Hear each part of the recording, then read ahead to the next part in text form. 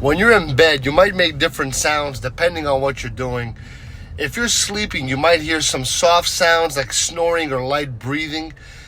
Snoring happens when the air moves through the throat, creating a funny noise. Some people snore loudly while others just make quiet sounds. If you're waking up, you might stretch and make a big yawn. Yawning often makes a haaah sound, and it feels good to stretch after a long sleep. Sometimes you might hear a cozy sigh as you get comfortable. If you're tossing and turning, you might make some rustling sounds as you move your blankets or your sheets. You could also hear the creaking of the bed, if it's old especially, or if you're active. If you're reading or using a device, you might turn on pages or tap the screen, which creates different little sounds. Okay?